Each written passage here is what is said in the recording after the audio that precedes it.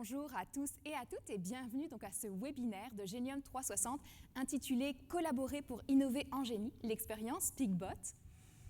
Donc, je m'appelle Oriane Morier, je pense que vous commencez à me connaître. Je suis journaliste technoculturelle, fondatrice de l'entreprise Humanitech et je vais avoir le grand plaisir d'être l'animatrice de ce panel. Donc, ce panel va durer environ 1 heure. Comme l'annonçait Michel, il va y avoir une période de questions à la fin d'environ une quinzaine de minutes et vous pouvez utiliser d'ores et déjà le Q&A dans le Zoom pour transmettre ces questions. Je voulais aussi vous dire que le panel va être disponible en rediffusion donc dans quelques jours.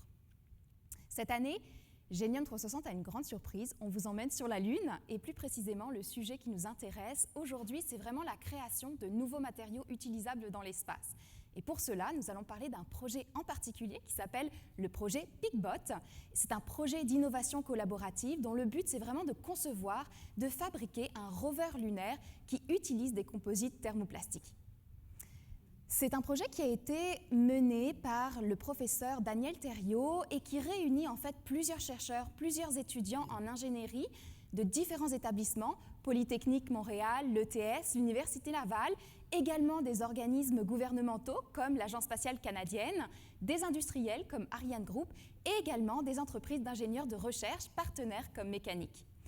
On a structuré le panel en fait en 2 grands moments. Le premier moment, on va se pencher sur ce que c'est que le projet PicBot et quelles avancées en génie des matériaux en fait ce projet a permis. Et en fait, dans un deuxième temps, on va parler de l'écosystème d'innovation autour du projet PicBot et de la plus-value de cet écosystème. Pour aborder le sujet, j'ai 5 experts de renom avec moi qui ont tous collaboré donc, sur le fameux projet PicBot. Je vais les nommer. Donc, Jason Robert Tavares, professeur à Polytechnique Montréal, Romain Georges Martin de Hutchinson, Marie-Josée Potvin de l'Agence spatiale canadienne, Marie-Pierre Hyperciel de Prima Québec et Thierry Lafrance de Mécanique. Donc là, pour l'instant, je vous nomme simplement, mais vous allez avoir l'occasion de vous présenter un petit peu plus amplement tout à l'heure. Donc, comme je le disais, pour résumer, dans la prochaine heure, on va aborder vraiment les tenants et aboutissants du projet PicBot et on va aussi faire la part belle à l'écosystème d'innovation qui s'est constitué autour de ce projet-là. Et les 15 dernières minutes du panel, je le rappelle également, sont consacrées donc, à vos questions. Donc, pour commencer, j'aimerais donner à nos 5 panélistes l'opportunité de se présenter un petit peu en détail, en gros, en 2 minutes, de façon synthétique. Est-ce que vous pourriez me dire un petit peu qui vous êtes puis ce que vous faites? On peut commencer avec Jason. Bonjour, mon nom c'est Jason Robert Tavares. Je suis professeur au département de génie chimique de Polytechnique Montréal. Mon expertise se situe à plusieurs niveaux, notamment au niveau des procédés. Donc, le département de génie chimique se concentre sur le génie des procédés, mais aussi à l'intersection avec les matériaux, avec l'agriculture, avec l'eau et les problèmes sociétaux. Le développement durable est au sein des valeurs du département de génie chimique de Polytechnique Montréal et Polytechnique dans son ensemble. Mon expertise principale, c'est l'ingénierie des surfaces, donc modifier notre première interaction avec les matériaux. Parfois, on veut altérer leur surface et changer le comportement. Et on a développé dans mon laboratoire des technologies plateformes pour changer cette interaction-là, que ce soit par des méthodes photochimiques, pour la capture d'eau atmosphérique ou encore pour des polymères agricoles. Et bien entendu, cette expérience de matériaux, j'ai pu la mettre à contribution dans un contexte de matériaux un peu différent de ceux que je fais habituellement, c'est-à-dire des matériaux pour un environnement lunaire. Excellent, merci beaucoup. Je vais passer maintenant la balle à Romain. Bonjour, Romain Martin. Donc, moi, je suis originaire de Genève, en Suisse. J'ai effectué mes études à l'École polytechnique fédérale de Lausanne, où j'ai obtenu un bac puis une maîtrise en sciences et génie des matériaux. J'ai par la suite eu la chance de venir à Montréal pour accomplir mon doctorat donc, à l'ETS dans le cadre du projet PicBot. On aura l'occasion d'en reparler. On va avoir l'occasion. Et ce qui m'a permis voilà, de développer mon expertise. Donc, je travaillais sur une méthode de soudage dans le cadre du projet PicBot. Et par la suite, je suis passé par Polytechnique pour un postdoctorat, toujours en génie mécanique. Et depuis cet été, j'ai rejoint l'équipe, le Centre technique des composites de Hutchinson à Montréal, où je suis chargé de projet dans l'équipe R&D. Et on travaille principalement sur la fabrication de pièces d'intérieur de cabines pour les avions. Et à la fois thermoset, thermoplastique, ce qui me permet de mettre à contribution ce que j'ai pu développer pendant le doctorat et aussi de continuer à élargir mes connaissances. Excellent, merci beaucoup. Marie-Josée. Bonjour, Alors, j'ai fait mon doctorat il y a fort longtemps en amortissement des matériaux. Puis, après mon doctorat, je me suis jointe à l'Agence spatiale. J'ai eu la chance de faire plusieurs choses. J'ai été instructrice pour les astronautes pour leur apprendre à utiliser le bras canadien sur la station spatiale. Et puis, éventuellement, j'ai migré vers des activités de développement. Donc, j'ai travaillé sur des matériaux composites. Puis là, on parle d'il y a 20 ans, donc c'est encore le début, là, des matériaux composites pour le spatial, éventuellement pour la Lune, avec les mécanismes pour la Lune. Donc ça, c'est un peu ce qui m'a amené éventuellement à travailler sur le PIC-BOT quand l'équipe a choisi de se lancer là-dedans. Mon rôle a été vraiment de leur expliquer le fonctionnement du spatial, les contraintes du spatial, puis de s'assurer que le produit qu'on livre soit adéquat pour le spatial. Le poste que j'occupe maintenant à l'agence, c'est gestionnaire de portfolio, donc gestionnaire de gestionnaires. J'ai l'équipe de formation des ingénieurs en début de carrière, donc ils sont une vingtaine.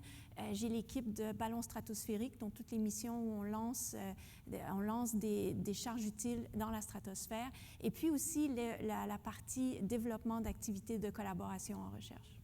Excellent, merci. On va passer maintenant à Marie-Pierre.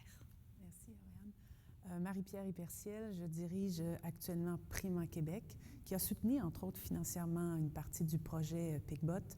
En fait, contrairement à mes collègues panélistes, j'ai un parcours plus en sciences sociales. J'ai fait une thèse de doctorat où je me suis intéressée aux relations recherche-industrie, le développement d'apprentissage dans une dynamique d'innovation. Alors, c'est très intéressant de se retrouver chez Prima après tout ça parce que c'est une façon de revenir à mes propres amours. Donc, je suis devenue avec le temps une spécialiste des relations recherche-industrie. Ceci étant dit, depuis 25 ans, vraiment, j'ai travaillé à toujours mieux connaître la dynamique des écosystèmes d'innovation, mais aussi les acteurs qui le composent, les interactions. Alors, c'est un peu mon parcours. Excellent, merci. Et en dernier, mais non le moindre, Thierry? Bon, merci, Oriane. Alors, vous savez, dans les laboratoires puis dans les équipes de recherche et développement, on voit selon moi, toujours un peu la même friction, c'est-à-dire qu'on a une bonne idée pour faire une expérience, mais ça prend souvent des mois, voire des années pour devenir opérationnel. Alors, Mécanique s'attaque un peu à ça et on réduit ce délai-là. Alors, nous, ce qu'on fait, c'est qu'on conçoit et on fabrique des bancs d'essai, des équipements scientifiques aussi sur mesure et clés en main. Et puis, on touche évidemment à de la mécanique, de l'électronique, du logiciel, mais ça vient aussi avec de la documentation de niveau industriel et on se sert de ce vecteur-là pour transférer des connaissances vers les équipes qui utilisent ces équipements-là.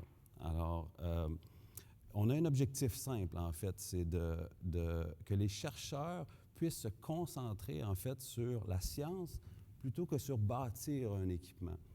Puis, depuis 2013, on a livré plus d'une centaine d'équipements de ce genre à des universités, à des centres de recherche aussi, puis à des industriels. Puis, je dirais, notre promesse tient en une phrase. You lead the science, we build the means. Alors, je suis Thierry Lafrance, je suis ingénieur de recherche et je suis fondateur de Mécanique. Et mon métier que j'exerce en fait avec mon équipe et aussi mes collaborateurs externes, c'est de raccourcir le chemin, je dirais, entre les hypothèses scientifiques et puis l'obtention des premières données expérimentales. Alors, merci. Merci beaucoup. Donc, merci à tous. Et puis, maintenant que vous connaissez un petit peu plus en profondeur nos panélistes, je vous propose de passer à la partie sur le projet PIC-BOT. Pour mettre la table, ça me paraît quand même important de revenir sur la présentation, puis l'historique un petit peu du projet. Jason, est-ce que tu pourrais, de façon très simple et un peu rapide, nous faire un peu, en fait, l'explication de ce que c'est que le projet PIC-BOT? Oui, tout à fait. Donc, le projet PIC-BOT a démarré il y a quelques années dans un contexte d'une conférence CREPEC. Donc, c'est un regroupement stratégique sur les polymères et composites. On avait le plaisir d'interagir, entre autres, avec Marie-Josée, apprendre un petit peu mieux sur le domaine spatial et voir, on pouvait lancer un projet qu'on appelait de démarrage CREPEC Vision, qui a ensuite pu devenir un projet Alliance et Prima, où on pouvait allier l'académique et l'industriel. Donc, on avait des partenaires industriels, notamment Ariane Group et NanoExplore, qui étaient des partenaires finançant le projet, qui nous apportaient une certaine somme, une certaine problématique, une volonté de collaborer avec l'Agence spatiale et répondre à une problématique. Est-ce qu'on peut concevoir des matériaux qui vont contribuer à la conception d'un rover lunaire? Donc, c'est un projet multidisciplinaire par définition. Donc, on doit vraiment allier plusieurs compétences entre elles. Et donc, c'est en alliant plusieurs partenaires académiques, industriels, des collaborateurs gouvernementaux qu'on a pu faire tourner la machine. Puis là, j'entends la problématique que tu as nommée. Donc, ce que je comprends, c'est que vraiment le projet, il est ancré sur une problématique industrielle. Marie-Josée, est-ce que tu pourrais nous raconter un petit peu comment cette problématique a émergé? Quand on a commencé à explorer comment envoyer des missions sur la Lune, surtout dans les cratères, en fait, on s'est rendu compte que les écarts de température étaient tels qu'il y avait un grand défi. On n'était pas du tout certain qu'on arriverait à faire survivre nos astromobiles sur la Lune. Donc, sur la Lune, la journée dure l'équivalent de 2 semaines pour nous et la nuit dure l'équivalent de 2 semaines pour nous. Et pendant la journée, il va faire plus 100 degrés Celsius. Donc ça, c'est quand même un grand défi au niveau d'éviter que l'électronique surchauffe, d'arriver à sortir la chaleur. Il n'y a pas d'air, on ne peut pas mettre un ventilateur pour refroidir. Donc on peut seulement évacuer la chaleur en allant vers un radiateur, une pièce de métal qui regarde l'espace profond. Donc ce n'est pas un mécanisme aussi rapide que de mettre un ventilateur. Donc il y avait ça. Puis après ça, on peut concevoir l'astromobile pour évacuer le plus de chaleur possible. Mais quand la nuit arrive, il fait moins de 100 degrés Celsius. Et là, il faut conserver le plus de chaleur possible. Donc, l'écart entre les deux est un immense casse-tête. Et on m'avait demandé, il y avait des étudiants des regroupements des matériaux du Québec qui avaient une université d'été qui m'ont dit « Est-ce que vous pourriez venir nous présenter les besoins en matériaux pour les 20 prochaines années? » Donc, je me suis assise avec mes collègues, puis on a vraiment fait le tour de qu'est-ce qu'on aurait besoin si on fait la station Gateway. À l'époque, elle n'était pas encore dans les plans. Là. Si on avait une station autour de la Lune, de quels matériaux on aurait besoin? Si on avait des astromobiles sur la Lune, de quels matériaux on aurait besoin? Puis j'ai présenté cette présentation-là, puis elle m'a été demandée à plusieurs reprises, dont au CREPEC. Et puis ça a été un peu la flamèche là, qui a tout déclenché parce qu'il y avait des gens là qui étaient très réceptifs puis qui ont dit « Nous, on aurait des idées et on aurait envie de faire des choses. » Excellent, merci beaucoup. Donc maintenant qu'on a vu une brève présentation du projet PIC-BOT, qu'on a parlé rapidement de son historique, j'aimerais qu'on aille un petit peu plus dans le détail. Puis ce que j'aimerais qu'on fasse, c'est qu'on montre un peu ce qu'il y a d'innovant dans ce type de projet, à la fois dans les découvertes scientifiques, mais aussi dans la façon de collaborer avec tous les acteurs autour du projet. Donc peut-être, Jason, tu voudrais nous présenter peut-être les 2 principales composantes du projet PIC-BOT? Oui, dans le fond, ça se décline en plusieurs volets. Dans le fond, il y avait un grand élément de volet de recherche scientifique, donc de la recherche réalisée en laboratoire, axée sur le développement du matériel, comment manipuler les matériaux, notamment avec les contraintes un peu funky pour nous. Pour manipuler des matériaux, on doit revoir notre façon de penser aux contraintes. Et donc ça, c'est un élément qui était principalement animé par mon collègue, le professeur Daniel Thériault de Polytechnique, qui avait le lead sur le projet, mes collègues Martine Dubé, Basile Favis, Marie-Laure et moi-même, ainsi que plusieurs autres professeurs collaborateurs. Ça nous a permis, dans un contexte de recherche, de former 18 étudiants et stagiaires, dont Romain, qui était un excellent étudiant au doctorat, et on a pu avancer dans cette direction-là. Et je le souligne quand même, l'aspect de formation.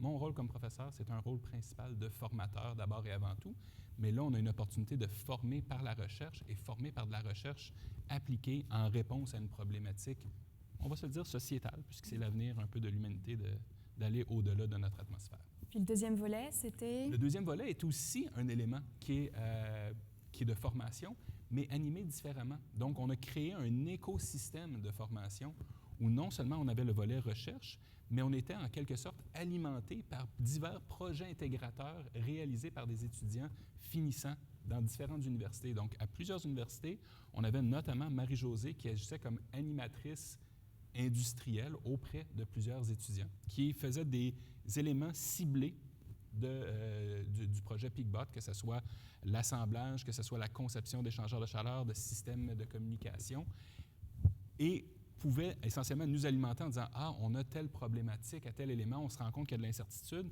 Nous, on pouvait regarder l'incertitude et vice-versa.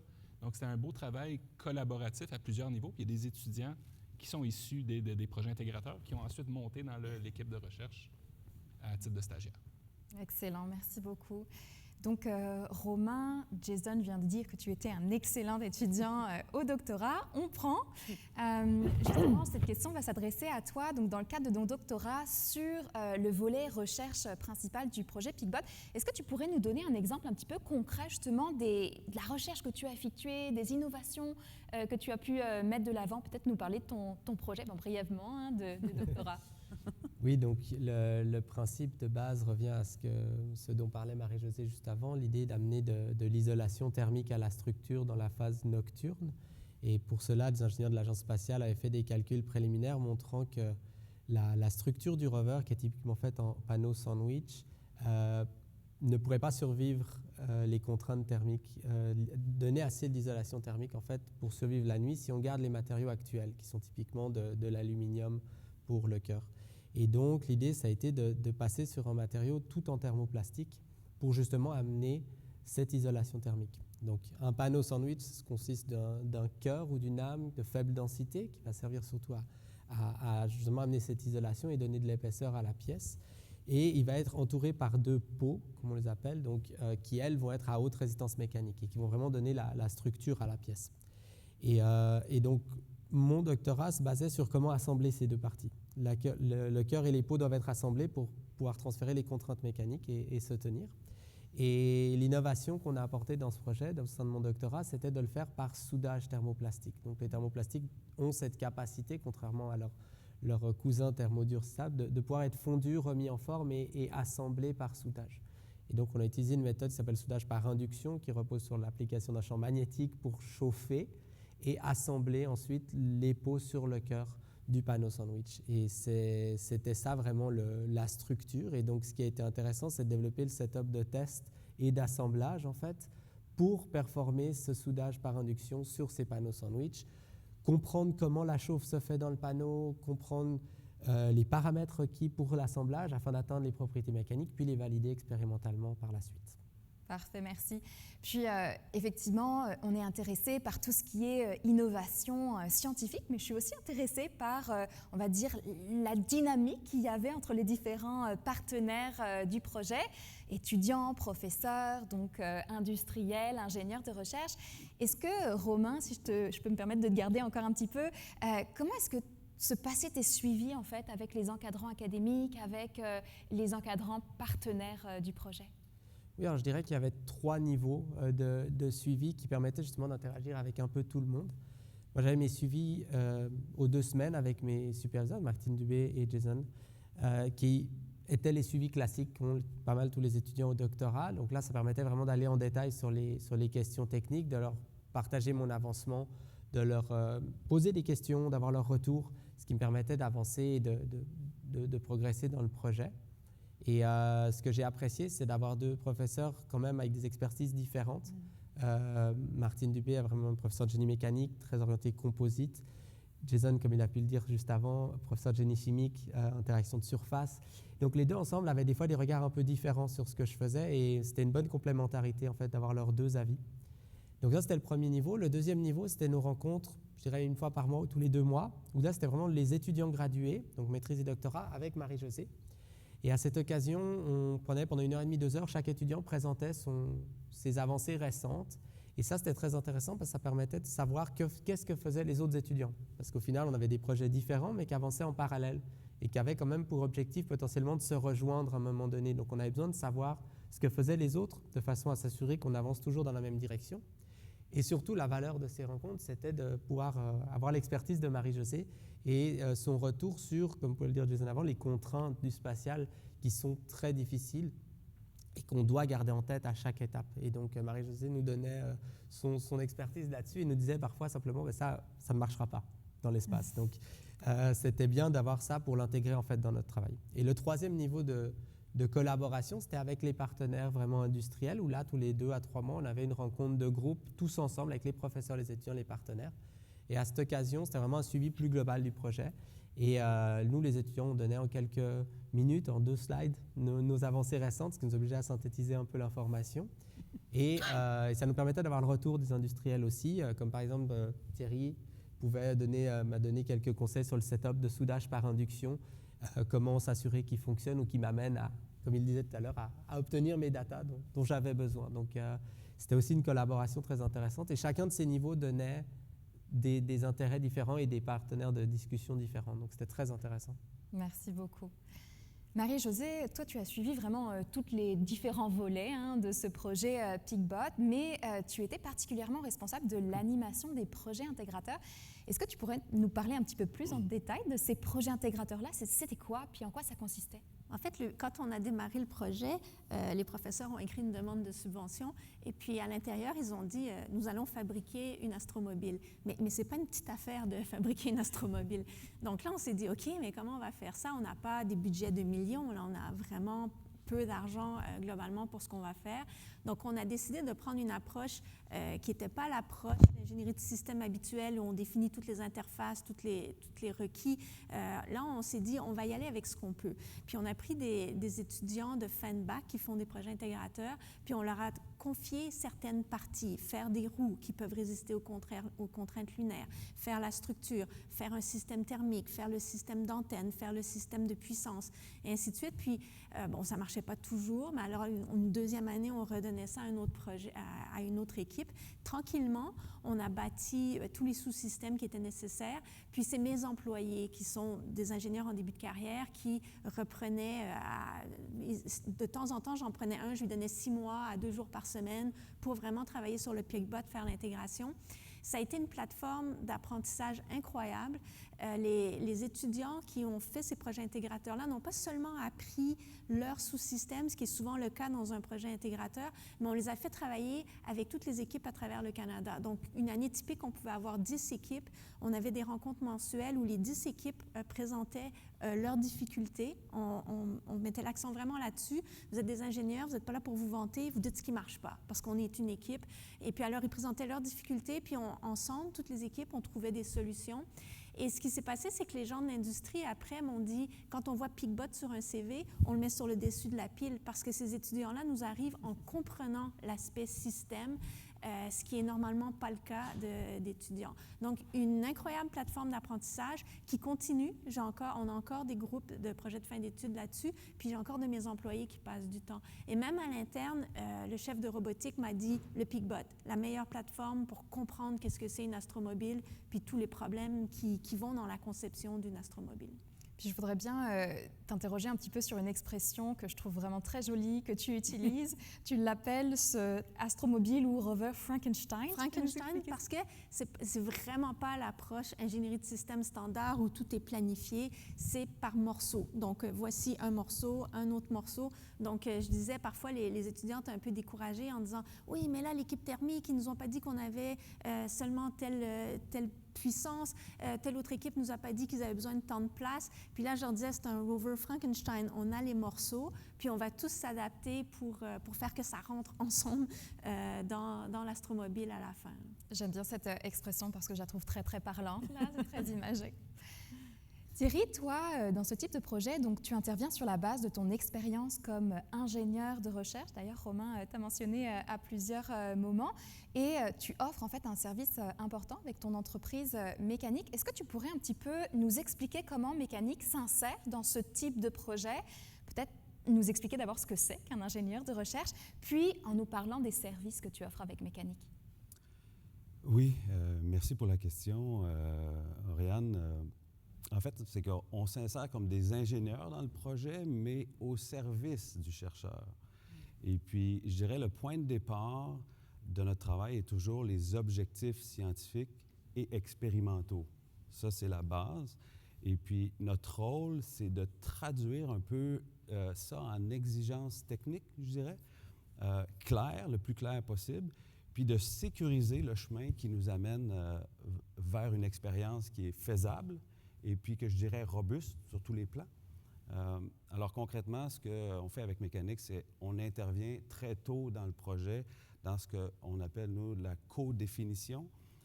C'est-à-dire qu'ensemble, on challenge les choix d'architecture, on travaille sur une estimation budgétaire réaliste, on essaie d'aligner ça avec le montage financier du projet, ce qui est très important. Puis quand le financement est disponible, je dirais 1 an, 2 ans plus tard, des fois ça peut être long comme processus, mais on prend en charge ce que nous on appelle le build, c'est-à-dire l'ingénierie détaillée, la fabrication, l'assemblage, l'intégration, puis la mise en service dans le laboratoire. Puis la mise en service dans le laboratoire, c'est toujours un moment important parce qu'on le fait avec l'équipe de recherche. Et puis, on fournit évidemment de la documentation, des plans, de la documentation technique de niveau industriel. Donc, on ne remplace pas l'expertise scientifique, on est ce que je dirais plutôt des catalyseurs. Mais au point de vue expérimental, la science est le propre du chercheur. Nous, on s'immisce essentiellement comme catalyseur au niveau expérimental. Alors, on travaille avec les profs, on travaille avec les étudiants aussi, on joue un peu un rôle de mentorat auprès des étudiants, parce que un peu notre objectif, c'est de contribuer au transfert de connaissances et puis de leur permettre d'acquérir des compétences techniques, je dirais transversales. Donc, au final, aussi, ce qu'on fait, c'est on réduit les risques techniques, on accélère l'accès aux premières données expérimentales, puis tout ça en laissant les chercheurs et son équipe se concentrer sur les aspects scientifiques, la science donc, et les résultats. Merci. Pour réunir toutes ces expertises, mener tous ces projets, ces sous-projets, puis ceux sur 4 ans, j'imagine que ça demande des sous, hein, un budget. Jason, est-ce que tu pourrais nous dire quel a été le budget du projet, puis quelles subventions vous êtes allé chercher? Absolument. Donc, le budget, l'envergure du projet est à environ de 230 000 $ par année sur une période de 4 ans. Les subventions étaient à plusieurs niveaux. Comme je l'ai mentionné, on a démarré avec une petite subvention Crépec Vision qui nous a permis de mobiliser l'équipe, aller chercher quelques étudiants. Mais par la suite, on a monté la grande demande qui était une demande CRSNG Alliance, le programme Alliance du CRSNG, avec une participation de Prima Québec. Prima qui se positionne comme regroupement sectoriel et qui permet de faire un matching de fonds, notamment, et accélérer le développement d'un point de vue budgétaire. On avait l'Agence spatiale qui était présent, non pas comme partenaire financier, mais cette fois-ci comme partenaire des contributions en nature essentiellement, et une contribution substantielle en nature au niveau de la formation. On avait Ariane Group, NanoExplore, eux qui mettaient à la fois des contributions en nature, mais aussi des contributions cash sur la table qu'on pouvait multiplier avec les subventions Alliance et Prima. On avait également Dice Design qui s'est joint en cours de route et Mécanique qui était là depuis le départ, également dans un volet en nature pour contribuer de manière très précieuse à la formation des étudiants pour leur donner un feel technique. Et pour nous, c'est un élément important, cet aspect de philosophie de collaboration. Moi, ce que je veux mettre de l'avant, et je vais me taper sur le clou régulièrement, on est tous des ingénieurs ici, je m'adresse à des ingénieurs. Bien, des ingénieurs ont dans leur boîte à outils la recherche universitaire. C'est un outil de collaboration qui est possible. On peut soit faire du développement technologique à l'interne, ou pour certains éléments, on va vouloir faire le développement en partenariat pour dérisquer certaines technologies. C'est là notre rôle, et en plus, on forme d'excellents étudiants au service de l'industrie québécoise. Un petit compliment qu'on reprend au passage. Donc, je vais maintenant me tourner vers Marie-Pierre. On a mentionné Prima Québec plusieurs fois. Prima a contribué au financement du projet, mais pas que. Est-ce que tu pourrais nous parler un petit peu de l'offre, en fait, de services de Prima Québec? En fait, merci Oriane. Jason soulignait un peu ce que Prima était, pôle de recherche et d'innovation en matériaux avancés, mais il faut comprendre qu'on est ce qu'on appelle un regroupement sectoriel de recherche industrielle. Je vais juste prendre un pas de recul. Et en fait, au Québec, il y en a 9. Nous, on est vraiment focusés sur les matériaux avancés. J'ai d'autres collègues qui sont dans l'énergie électrique, découverte du médicament, bref, dans différents secteurs stratégiques de l'économie québécoise. Et on a vraiment un mandat qui nous a été octroyé par le gouvernement du Québec pour favoriser, en fait, cette innovation collaborative qui va toujours essayer de mailler besoins industriels et expertise en recherche. Ici, on a un cas où on a des chercheurs de l'université, mais il faut comprendre qu'on peut également soutenir financièrement des projets qui pourront être soumis par des centres collégiaux de transfert de technologie, par exemple. Donc, vraiment, on a un mandat gouvernemental pour faire cette chose-là. Alors, typiquement, on va fonctionner par appel à projet. Donc, on lance l'appel 2 fois par année, mais bon, je vous dirais que je suis arrivée en poste il y a 9 ans, on avait 2 appels à projet, maintenant on en a plus d'une dizaine. Dans le fond, on va accompagner des chercheurs qui souhaitent, par exemple, identifier des entreprises avec lesquelles elles voudraient travailler, ou encore, l'autre façon, c'est on a des entreprises qui ont des enjeux, ils voudraient améliorer l'intégration d'un produit, d'un matériau, bref. Et là, on est capable de trouver, par le réseau qu'on a développé, une connaissance à la fois du milieu de la recherche, de l'expertise dans le secteur des matériaux avancés, mais aussi on a appris à mieux comprendre l'écosystème industriel pour favoriser ces maillages-là. Donc, on accompagne, on assure que le projet est bien monté. C'est clair qu'avec des gens comme Jason et son équipe, les projets généralement sont très bien montés. Alors ça, on a une chance et on les fait évaluer. Alors chaque projet va toujours être évalué du point de vue de son côté scientifique, mais aussi des retombées économiques qu'il générera. Et une fois que le projet est évalué positivement, c'est à nos membres de CA de donner « OK, parfait, on est prêt ». Puis bon, après ça, c'est la dynamique typique. Des suivis de projet, de l'octroi de financement, pardon, d'un suivi de projet qui va être fait tout au long du projet. Donc, typiquement, c'est vraiment la question du financement de projet, mais il y a d'autres éléments sur lesquels on travaille. Et sans aller dans le détail, je pense que Prima aussi a développé une expertise dans tout ce qui touche l'accès aux équipements de pointe et à l'expertise qui est associée. Dans le secteur des matériaux avancés, c'est essentiel de ne pas avoir accès à ces équipements-là. Bien, des fois, c'est droit de vie ou de mort pour une entreprise qui n'aura pas pu, par exemple, caractériser son matériau pour une finalité X. Donc, grosso modo, c'est un peu ce que l'on fait chez Prima. Parfait, excellent. Donc, ça conclut en fait notre première partie de panel. On a encore une quinzaine de minutes avant d'ouvrir les questions au public. Donc maintenant qu'on a présenté le projet PICBOT, on a parlé de sa problématique, de quelques-unes de ses retombées scientifiques, puis de la dynamique qui liait les différents acteurs du projet. Ce que je vous propose de faire, c'est de parler de l'écosystème d'innovation qui s'est constitué autour du projet PICBOT, puis bien sûr de mettre en avant sa plus-value. Donc j'aimerais bien connaître en fait tout simplement ce que vous pensez, ce que c'est que la plus-value de ce type de projet d'innovation collaborative, je vais insister sur le mot innovation collaborative, tel que le projet PICBOT, et surtout ce que vous apportez en fait dans votre rôle respectif ou dans le rôle de votre institution ou organisation. Donc peut-être qu'on pourrait commencer avec Jason. Oui, tout à fait. Bien, vous l'avez dit, ce qui est au centre de tout ça, c'est la collaboration. Marie-Pierre le soulignait, il y a un rôle de maillage chez Prima, j'ai bénéficié énormément de cet élément-là. La collaboration est importante et pour moi, les beaux problèmes à résoudre se situent par définition à l'interface des disciplines. Donc, le fait de pouvoir constituer une équipe pluridisciplinaire qui incluait des gens de génie mécanique, de génie chimique, mais également des gens spécialisés en simulation, en assemblage, ça nous amène l'approche vraiment système. Moi, comme ingénieur chimique, c'est vraiment tout souvent l'approche système qui me mobilise ici. Ça nous donne beaucoup d'opportunités. Et les programmes, les regroupements comme Prima et comme le CRSNG privilégient ce type de collaboration-là. C'est la raison que ces subventions existent. C'est pour assurer ces maillages-là et s'assurer qu'on reste en phase, que nos étudiants formés restent en phase avec les besoins de l'industrie. Je le mentionnais tout à l'heure, la R&D universitaire ou collégiale, c'est un outil dans la boîte à outils de tout ingénieur. Il y a des problématiques de R&D qu'il est normal de vouloir résoudre à l'interne, en mobilisant parfois de l'infrastructure universitaire.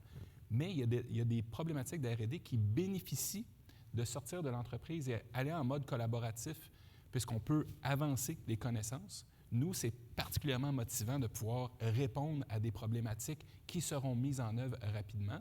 Mais pour l'industrie, il y a une plus-value très intéressante, puisqu'on développe des connaissances, on développe de la propriété intellectuelle, on forme des étudiants en phase avec les besoins de l'industrie. Nous, on les appelle du personnel hautement qualifié.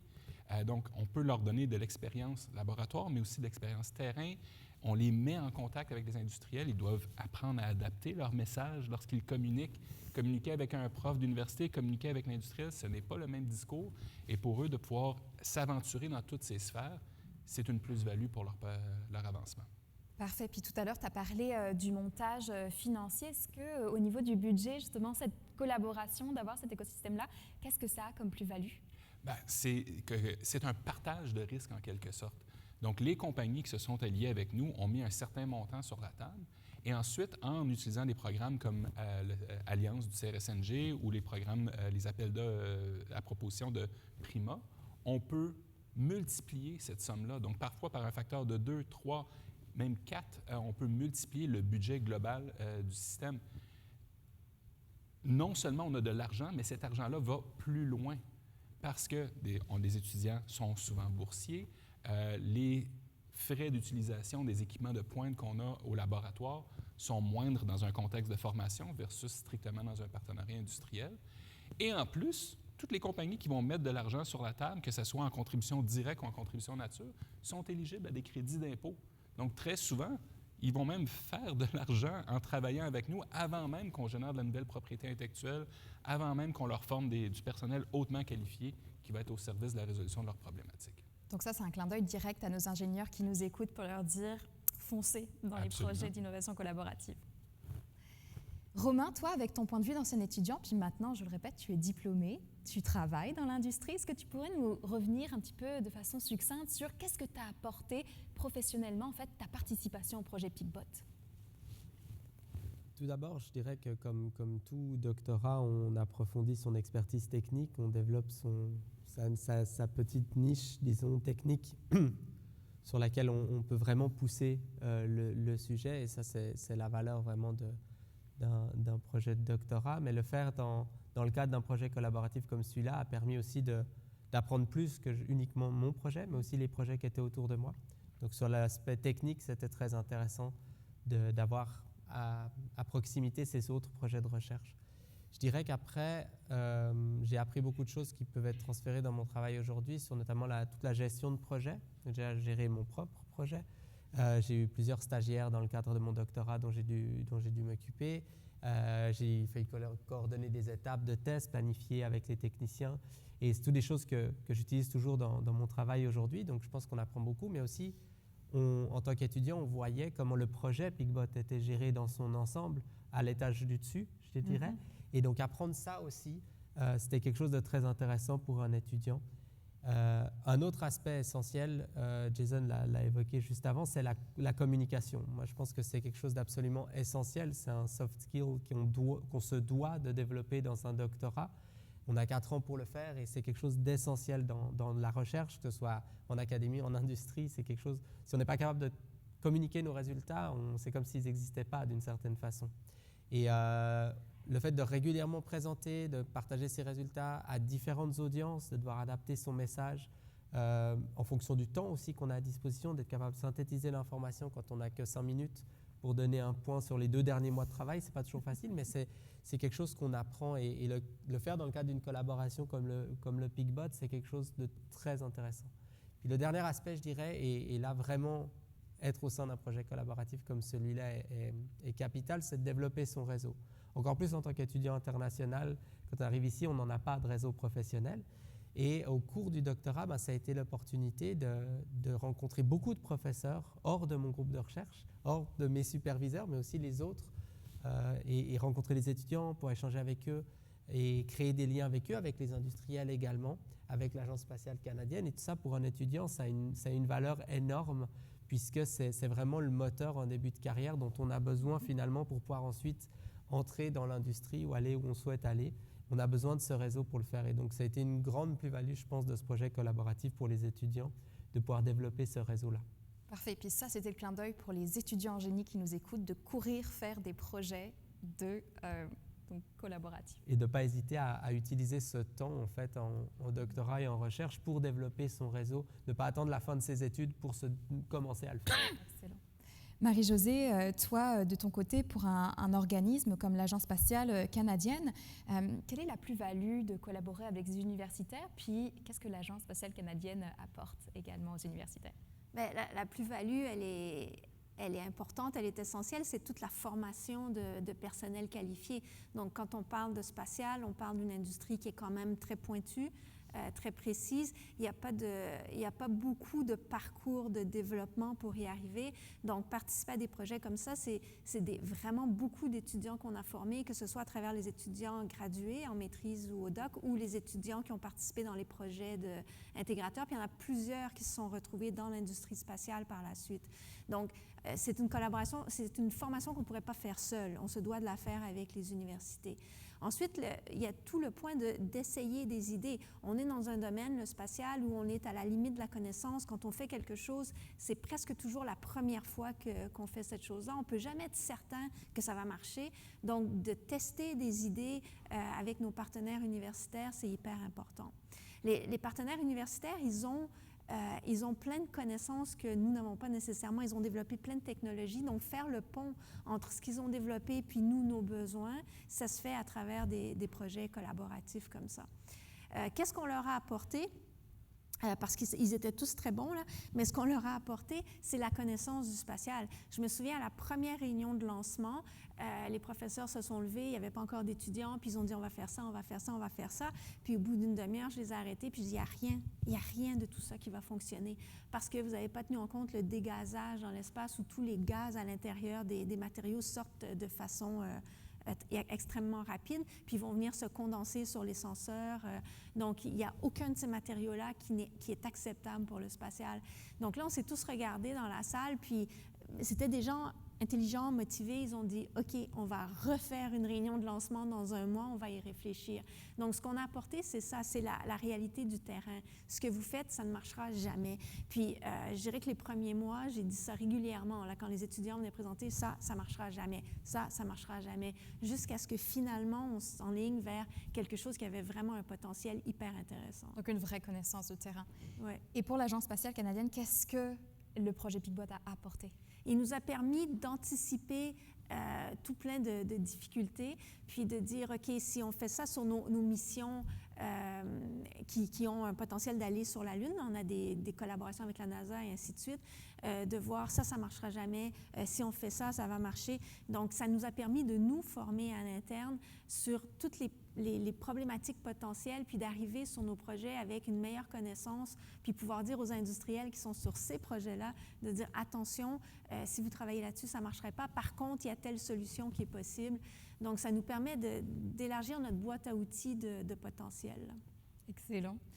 Marie-Pierre, de ton côté, est-ce que tu pourrais nous dire comment est-ce que tu vois les projets d'innovation collaborative, puis comment est-ce que Prima fait pour soutenir l'écosystème? Dans un premier temps, je n'ajouterai pas ce qu'a dit Jason, Romain ou encore Marc-Josée. Je trouve ça, en fait, pour moi, c'est du bonbon. C'est de la musique à mes oreilles parce que c'est ce que ça a donné, ce financement-là. Et ça, pour moi, c'est très précieux. C'est clair que parfois, ça peut donner l'impression à une entreprise, quand on lui dit, écoute, on va te trouver des partenaires industriels, des partenaires de recherche. Oh, ça va être long, ça va être lent. Mais parfois, c'est peut-être un peu plus lent, mais en même temps, ça va nous permettre collectivement d'aller beaucoup plus loin. On ne peut plus travailler seul de toute façon. Avec la complexité des différents enjeux, problèmes qu'une entreprise peut voir, bien, de s'associer à une expertise, pour moi, il y a vraiment une plus-value.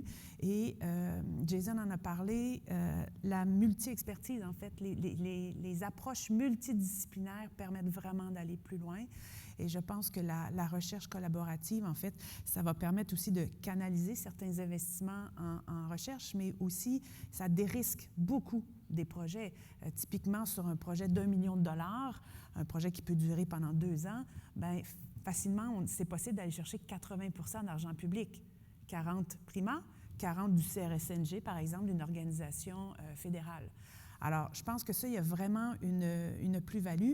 Et je tiendrai aussi à préciser que la recherche collaborative, le Québec se démarque énormément. Il suffit de sortir du Québec, d'aller à l'international, puis de leur parler de la formule des RSRI, Prima et nos collègues, et les gens sont très envieux. Alors, je pense que le Québec se distingue beaucoup de cette façon-là. Puis toi, Thierry, ton point de vue sur les projets d'innovation collaborative? Oui, bien, moi, ça fait 25 ans que je travaille avec des chercheurs, donc j'ai pu observer ça de différents angles, mais je dirais qu'il y a bien des choses qui ont été dites jusqu'à maintenant, mais une des les plus-values, je dirais que premièrement, ça amène la recherche à se valider sous des contraintes réelles de terrain, on l'a déjà dit. Ça accélère la maturité technologique aussi, je dirais. Ça augmente peut-être aussi la pertinence, je pense que tu en as mentionné tantôt, la pertinence des résultats. Puis, évidemment, je pense que la clé, c'est vraiment la formation des étudiants, de les amener dans un contexte réel. Donc ça, je vois ça d'un très bon œil. Excellent. Je vois que le temps tourne. On va accélérer un tout petit peu, mais on est bientôt arrivé à la fin. Donc là, on a parlé de la plus-value des projets d'innovation collaborative, mais j'imagine aussi qu'il y a des difficultés dans ce type de projet avec des acteurs, avec des profils aussi différents. Je ne voudrais pas qu'on se fasse comme les autruches, la tête dans le sable. Je voudrais qu'on en parle de ces difficultés-là, mais aussi qu'on donne tout de suite des pistes en fait, pour dépasser ces difficultés. L'idée, ce n'est pas de faire peur aux gens, au contraire, c'est de leur montrer la réalité puis de leur donner envie. Marie-Josée, peut-être ton point de vue d'abord. Oui. Bien, avec le PICBOT, on a fait vraiment des très belles choses. On a fait des belles avancées dans les matériaux. Puis pour moi, ça a été un petit peu une surprise de voir la difficulté qu'on a eue et qu'on a encore à transposer ces belles avancées-là dans le milieu industriel.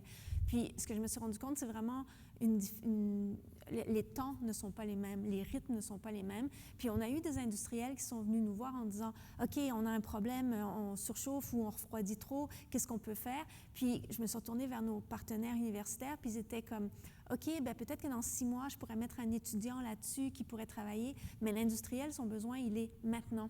Puis il est maintenant comme tu commences à travailler aujourd'hui 10 heures par jour parce que j'ai un problème, puis on travaille pendant 2 mois très, très fort, puis les rythmes ne sont pas du tout les mêmes, ce qui fait qu'on a dû ne pas transférer les connaissances à cause des rythmes différents. Puis ça, je pense c'est quelque chose qu'il faut anticiper dans un projet. Moi, je ne l'avais pas anticipé au début. Puis une façon de le voir, c'est d'amener justement les universitaires à avoir peut-être toujours dans leur poche arrière une solution, de dire, toi, l'étudiant qui est en maîtrise, bien, aujourd'hui, je te détache pendant 3 mois, tu vas dans la compagnie qui va te payer, tu reprends ta maîtrise après 3 mois. Moi, j'y gagne parce que je me fais un contact industriel, je comprends cette industrie-là. L'étudiant, il y gagne parce qu'il a une expérience de travail, puis on a un transfert qui est direct. Donc ça, c'est avoir un rythme plus souple, ça pourrait aider. Puis au niveau des industriels, c'est de s'impliquer le plus tôt possible parce que d'être dans les réunions très tôt, ça permet d'anticiper les problèmes très tôt, puis plutôt que d'arriver au moment où le problème est brûlant, d'arriver beaucoup plus d'avance, puis de dire on anticipe ce problème-là, est-ce qu'on peut déjà commencer à travailler dessus? Donc il y a encore du travail à faire pour aligner les rythmes de tout et chacun pour être capable de faire un transfert efficace. De ton côté, Marie-Pierre, ton point de vue sur les difficultés qu'on pourrait avoir et comment les dépasser? En fait, ce qu'on entend souvent, c'est le partage de la propriété intellectuelle entre les deux parties, le milieu de la recherche et le milieu industriel. Je pense que pour l'avoir documenté récemment pour l'ensemble de nos collègues RSRI, évidemment, nous, on a la perspective industrielle. On comprend mieux les irritants. Ceci étant dit, quand on apprend à les comprendre, c'est très simple ce que je veux dire, mais la communication entre les deux parties. Faire comprendre à l'entreprise qu'il y aura un partage, puis faire comprendre aussi au bureau de la valorisation de la recherche dans une institution X que, OK, bien, l'entreprise a besoin de ci. C'est la reconnaissance, en fait, de qui va à quoi et comment on va le faire. Donc, la communication est vraiment essentielle. Excellent, merci. Thierry, ton côté? Disons que je suis pas mal d'accord avec ce qu'il vient de dire. On l'observe, je dirais, assez souvent, c'est que les objectifs industriels puis académiques, à première vue, semblent un peu diamétralement opposés, mais en réalité, d'un côté, on a les livrables rapides, on a c'est très concret, puis de l'autre côté, on est avec la profondeur scientifique, on est avec des publications, transfert de connaissances, mais en pratique, c'est tellement hautement complémentaire. Fait que les uns ont besoin des autres pour que tout ça puisse fonctionner. Fait que mais je dirais que le défi, c'est qu'on ne parle pas toujours le même langage.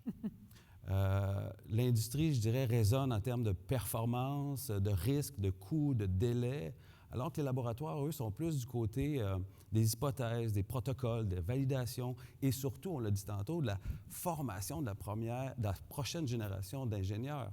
Donc, je dirais qu'une partie du succès du PICBOT vient d'avoir eu cette interface-là, que je dirais opérationnelle, puis qui est capable de faire le pont avec entre ces deux mondes-là, l'industrie puis le milieu académique. Alors, puis c'est précisément là que Mécanique joue son rôle, un peu de chaînon manquant, l'espèce d'entre-deux qui, avec les différents langages, les différents objectifs un peu différents, que nous, on est habile des deux côtés, en fait. Pour conclure mes questions, une dernière question est claire. Pour Jason, pour Marie-Josée, est-ce que vous referiez ce type de projet? Haut la main, n'importe quand. Définitivement. Ça a été un outil incroyable. Parfait. Merci beaucoup. Ça conclut mes questions pour vous, mais on a des questions du public avec une première question de Jenny Patricia Moreno-Mouros. Donc, combien de temps a pris tout le processus, j'imagine, de la présentation, on va dire, de Marie-Josée à la clôture du projet PicBot? Oui, je dirais la présentation était en 2019. On a commencé 2017, effectivement, les premiers, qu'on a lancé le projet Vision. En 2019, c'est là qu'on a commencé à formaliser vraiment le processus de demande de subvention, environ 6 mois, 1 an avant que le financement soit confirmé par toutes les parties. Ensuite, le projet a été lancé. Il y a une petite phase de recrutement des étudiants. Donc, les premiers étudiants sont arrivés dans le projet en 2020 et sont en train de graduer. Donc, Romain a terminé l'an dernier. Un étudiant doctorat, Arthur, a terminé cette année. Il y en a d'autres qui vont terminer dans les prochains mois également. On arrive à la clôture. Donc, globalement, on est sur 8 ans de la première étincelle jusqu'à la combustion complète. Belle métaphore. Tout à fait. Mais je dirais pour la phase projet, c'était sur 5 ans, essentiellement. D'accord, merci. Question de Sarawi Bouziane. Donc, à quel niveau de TRL est actuellement le projet de robot lunaire? Et quel est le planning prévu pour une mission de validation effective sur le sol lunaire, s'il y a tel projet? Et c'est ça qui est intéressant, c'est que c'est quand même 2 instruments différents. Donc, le PicBot est un instrument d'apprentissage. Son TRL actuel est probablement autour de TRL 4, encore assez faible. Il y a encore de la validation à faire. Pour ce qui est de la validation sur la Lune, là, l'Agence spatiale a 2 astromobiles qui sont en cours de fabrication. Il y en a un qui va être lancé prochainement, il y en a un qui va être lancé un peu plus tard, qui est beaucoup plus gros. Puis qui regardent en fait ce qu'on fait avec le PicBot, qui s'inspirent parfois de certaines idées. Donc, c'est 2 choses différentes, puis c'est bien que ce soit ainsi. Parce que si c'était un projet, le PicBot, qu'on voulait aller sur la Lune, il y a beaucoup d'innovations qu'on n'aurait pas pu faire. On ne peut absolument pas faire un astromobile Frankenstein qui va aller réellement sur la Lune, parce que quand on va aller sur la Lune, l'environnement de lancement est tellement contraignant, c'est être littéralement assis sur une bombe et être vibré pour partir dans l'espace, qu'on ne peut pas le faire avec quelque chose qu'on a un peu rafistolé. Tout doit être bien pensé, bien calibré, bien testé. Donc, c'est important que ces 2 plateformes-là restent des plateformes différentes. Parfait, merci. On a une autre question de Rajoul Majumbar. Donc, on parle beaucoup d'éléments de terres rares dans les nouvelles. Est-ce qu'il y a des liens entre le PicBot et ces éléments de terres rares? Non, le PicBot était un astromobile conçu. Le but était de faire un astromobile qui pouvait faire de l'exploration lunaire, donc aller comprendre la Lune, mais il n'y avait pas de mission d'aller d'aller creuser sur la Lune pour trouver des terres rares. Donc, on n'était pas du tout là. Puis, on était vraiment dans la question de si on va aller explorer un cratère, puis qui fait moins de 200 degrés Celsius, il l'a déjà fait pendant la nuit, on a rechargé nos batteries, mais là, même pendant le jour, on a des périodes à moins 200. Comment on va faire pour survivre? Donc, on n'était pas du tout dans « allons exploiter la Lune ». Excellent. Une autre question maintenant de Angie Nzengi. Donc, très intéressant de voir un projet qui valorise donc la collaboration au niveau des différents acteurs de la communauté du génie. Donc, on revient un petit peu ici sur les freins, les difficultés, particulièrement de la collaboration et les moyens mis en place pour les adresser. Peut-être plus précisément dans le projet PicBot? Je peux peut-être y aller un petit peu quand même. Vous pouvez partager la question. Ouais. Moi, ce que j'ai vu, c'est on a commencé avec un certain nombre de professeurs, il y en a d'autres qui se sont rajoutés un peu après, puis là, il y a les étudiants qui sont entrés en ligne, il y a les industriels. Puis la difficulté sur un projet comme ça, c'est de s'assurer que tout le monde a la même image mentale. Parce qu'à un moment donné, j'ai senti une petite divergence où il y avait des étudiants qui disaient « moi, je fais cette chose-là parce qu'elle va me permettre de publier », mais c'est plus ou moins relié au PicBot à la fin. Puis là, c'est comme, c'est pas là qu'on voulait aller. Donc, c'est vraiment, on en revient à ce que Marie-Pierre disait, la communication. Donc, dans les réunions mensuelles avec les étudiants, leur rappeler, votre but, c'est de faire une technologie qui pourrait être utilisée dans l'espace, donc, et non pas partir sur des petites choses sur le côté qu'on peut publier. Avec les professeurs, c'est de leur rappeler aussi, on fait une astromobile pour des conditions lunaires, donc il faut continuer de satisfaire ces conditions-là. Mais c'est un défi, parce qu'on ne se côtoie pas, on n'est pas dans les mêmes bureaux tous les jours. Là. Donc c'est un défi de garder la même image mentale puis de s'assurer qu'on travaille tous dans la même direction. Je peux aller en complément de réponse, mais effectivement, la communication est au centre de ça et surtout un aspect d'humilité. Okay? Il faut sortir l'ego de l'équation, le moi, je veux plus faire ci, je veux faire... Il faut le sortir. Ça peut être difficile pour des professeurs d'université, ça peut être difficile pour des étudiants et pour tous les intervenants de sortir l'ego de l'équation et de communiquer, de discuter entre nous. Mais aussi la reconnaissance mutuelle. Marie-Josée l'a évoqué de sa perspective. On essaie de répondre à une problématique. À un moment donné, il faut laisser de côté certains éléments par rapport à la publication. De notre côté, la publication sert à la formation des étudiants. Donc, il y a une reconnaissance mutuelle de on a certains rôles à accomplir, puis la réalité se trouve dans le compromis entre les deux réalités. Oui. Parfait. On a encore de nouvelles questions, puis n'hésitez pas à les poser dans le Q&A, puis je vais pouvoir les relayer.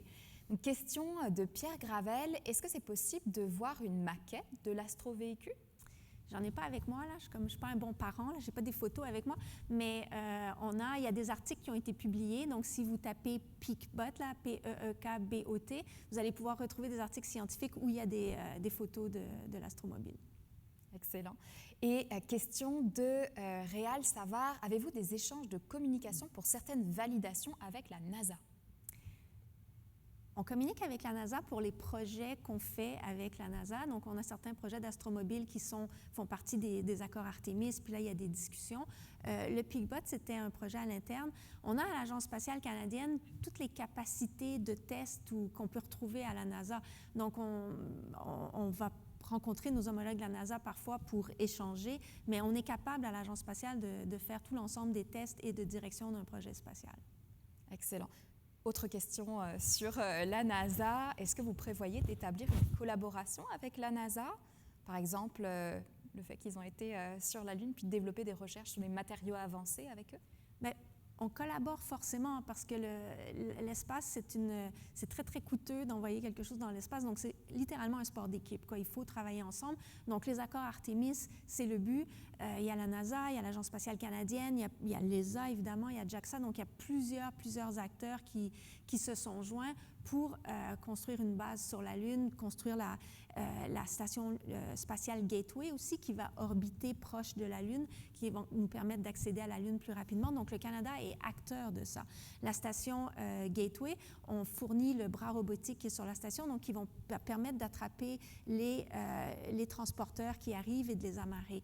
Donc, on est déjà dans des collaborations très, très fortes, puis il n'y a pas d'autre manière de le faire parce que c'est des entreprises énormes que de décider d'aller sur la Lune.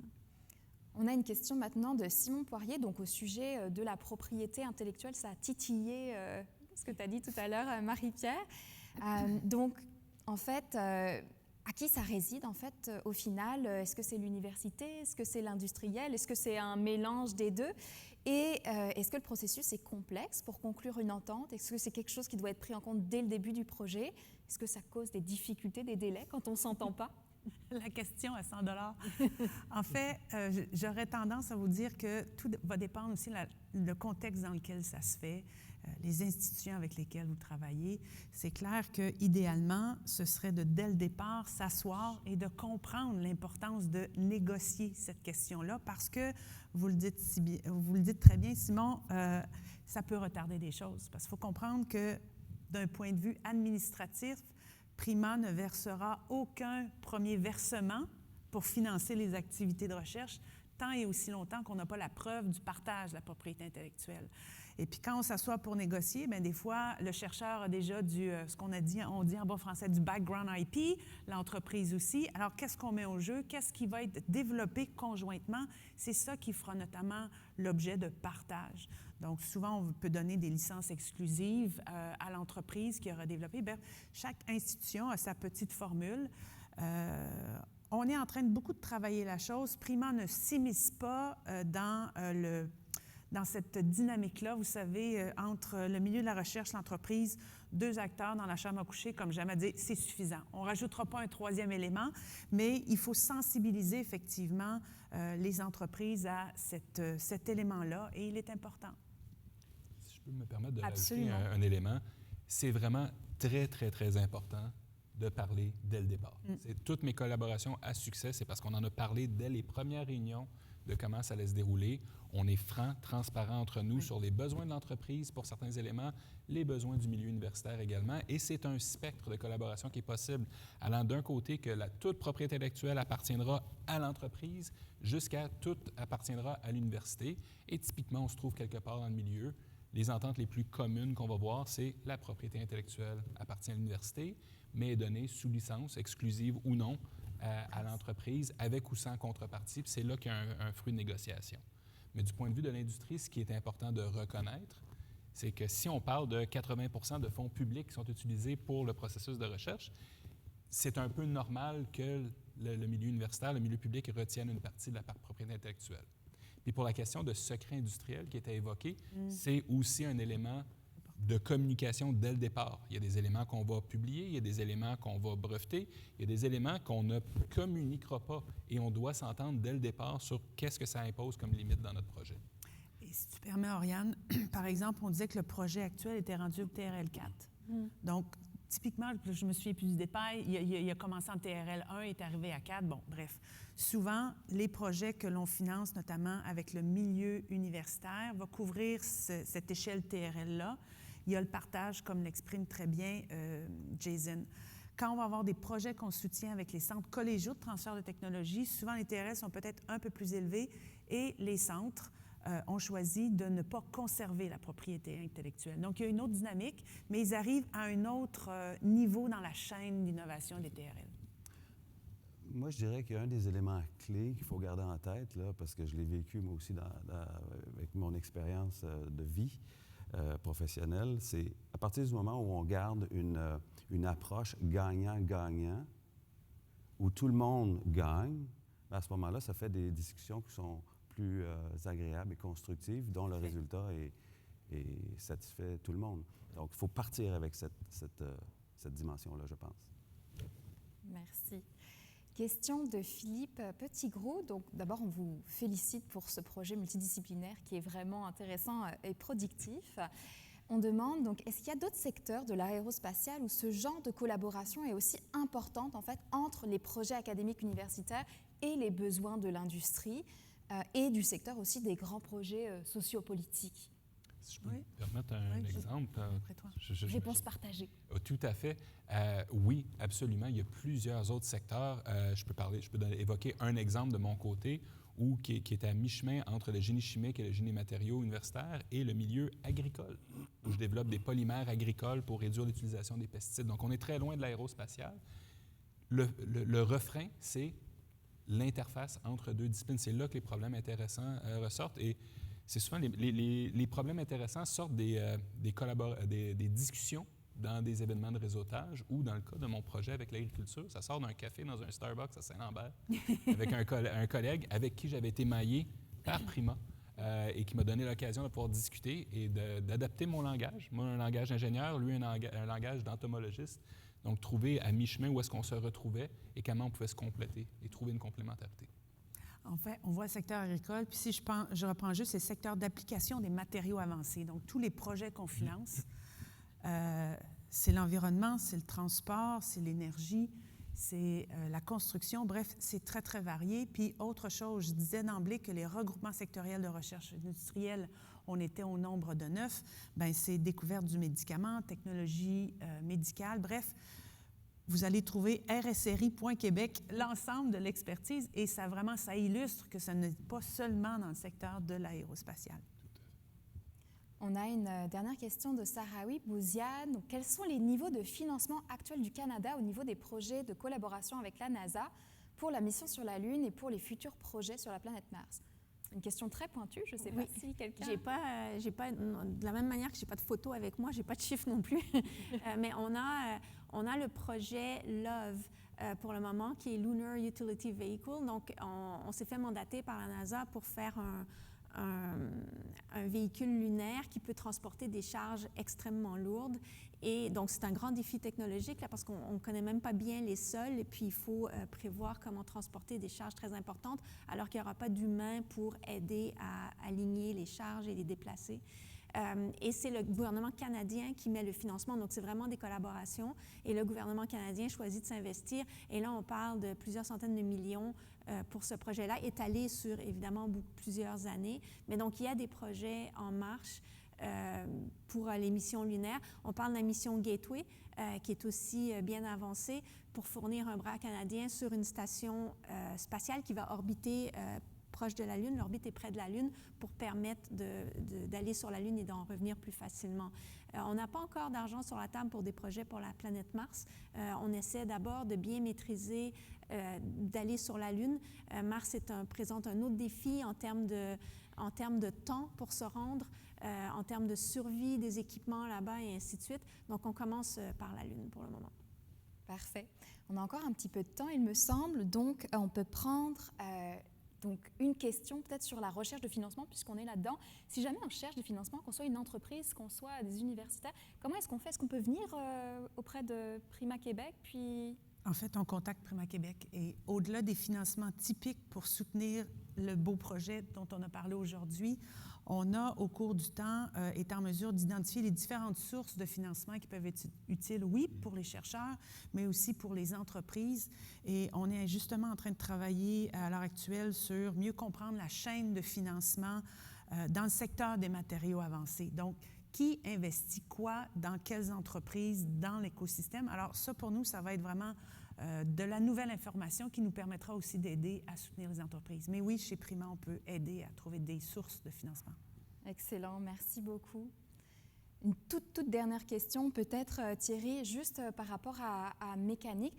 Pour des firmes comme ça, d'ingénieurs, de recherche, à quel moment il faut venir vous voir si on veut avoir vos services? Je reprends les mots qui ont été utilisés tantôt, le plus tôt possible. Il faut être là dès l'idéation, parce que quand on propose un projet de recherche ou un projet collaboratif, si on a quelque chose dans ce cadre de ce projet-là qu'on veut construire, on se pose toujours la question, oui, cette chose-là qu'on va construire, à quoi elle ressemble, quels sont les requis, quels sont les enjeux, est-ce que c'est faisable, combien ça coûte? Alors, c'est ce genre de questions-là qu'on peut répondre. Et plus on leur répond tôt dans le processus, plus on augmente nos chances de succès. Alors, c'est de venir nous voir le plus tôt possible, dès la lettre d'intention ou même avant la demande de financement, pour qu'on ait ces discussions-là préliminaires. Parfait. Merci. Ça conclut en fait notre beau panel sur l'innovation collaborative en aérospatiale d'aujourd'hui. Je tenais encore une fois à vous remercier en fait chaleureusement tous les 5. Je vais vous renommer donc Jason Robert Tavares, Polytechnique Montréal, Romain Georges Martin de Hutchinson, Marie-Josée Potvin de l'Agence spatiale canadienne, Marie-Pierre Hyperciel de Prima Québec et Thierry Lafrance de Mécanique. Je voudrais également remercier nos partenaires d'aujourd'hui, Desjardins et La Personnelle. Merci également à vous d'avoir suivi cette AGA et ce webinaire particulier de Génium 360. Je vous invite d'ailleurs à répondre dès maintenant au sondage de satisfaction que vous allez recevoir par courriel. Et je vous rappelle également que le panel d'aujourd'hui va être disponible en rediffusion dans les prochains jours. D'ailleurs, vous qui avez participé en fait en ligne, en direct, vous allez recevoir une attestation de formation. Également, restez à l'affût parce que Génium 360 vous réserve quand même de belles surprises pour l'hiver. On a 3 webinaires qui s'en viennent sur toujours l'innovation collaborative et je vais avoir la grande chance de les animer encore une fois. Et si ce n'est pas déjà fait, je vous encourage aussi à vous inscrire donc, sur la plateforme Sonar. Génium Sonar, si vous ne le savez pas, c'est le premier réseau social dédié à la communauté du génie et à l'innovation au Québec. Donc encore une fois, on joint innovation et génie ici. Ça a été lancé par Génium 360 en mai 2025.